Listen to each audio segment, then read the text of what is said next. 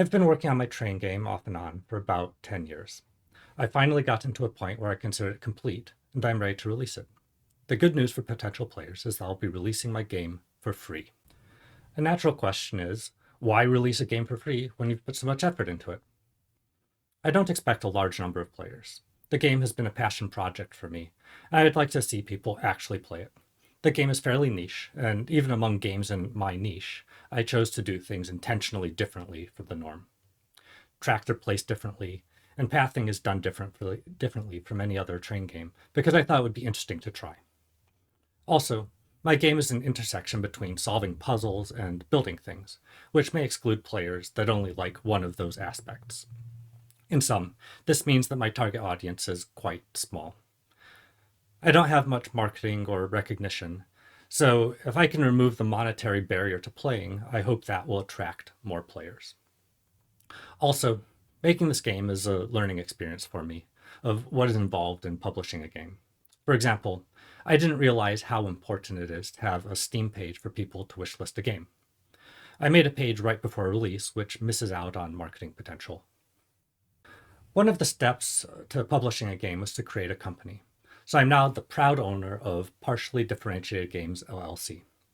It's sort of funny being the owner of a business that doesn't sell anything, but the main thing is that I want limited liability. So in the case of a patent troll or somebody else that has a legal threat, they have to sue the company instead of me. As such, I made a little website, partiallydifferentiated.com, and a Discord server, so feel free to join that if you want. I've also created some new YouTube channels. I saw a great video by Gavin of 2-Star Games titled, "Should Game Developers Make Devlogs?" He argues that devlogs are a great marketing tool.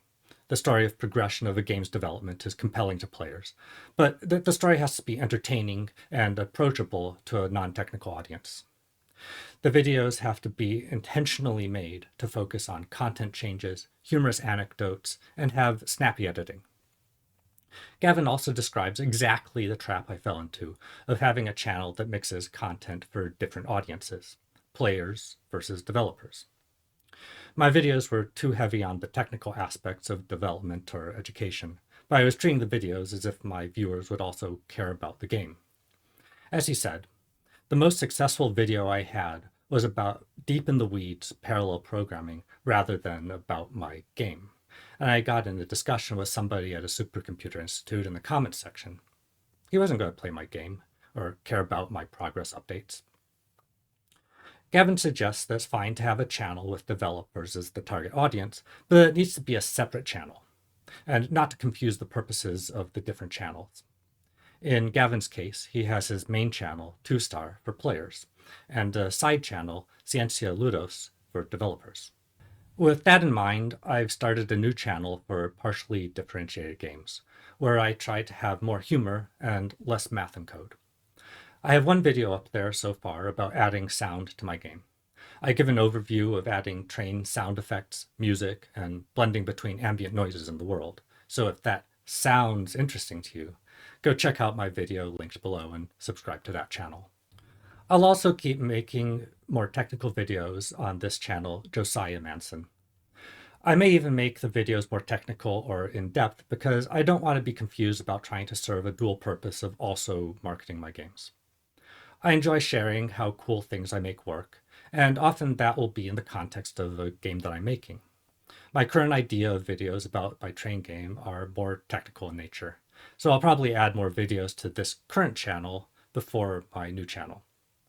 For example, I don't know how to make a video about writing a score server entertaining to a non-technical audience, so that will go here. I also like teaching how computers work, or may have random side projects, so may make non-game related content. I don't want to feel pigeonholed into only making marketable videos, so this channel will be an outlet for that. A side benefit is that deeper technical videos might help in terms of my own personal brand. If you're already a subscriber to this channel, chances are that you got here because of my videos about parallel programming rather than because of my game. So stick around for more programming videos. Finally, I made a more experimental channel called Partially Differentiated VODs. That will be longer form stream type of videos. My current plan is to record myself playing through the game and posting the videos to that channel. That should be interesting because I have only tried hard on optimizing a couple of levels in the past and did a playthrough of the game with not very good solutions just to make sure that the game is actually completable. So, in some sense, I'll be seeing my own game with fresh eyes. I'll try to explain what I'm thinking and doing as I play. So, these videos may help in understanding the game mechanics, or maybe people will just find classical music, chirping birds, and my voice soothing to fall asleep to. Who knows? The last thing I want to mention is that I need some beta testers for the game. Are there any crashes or buggy behavior?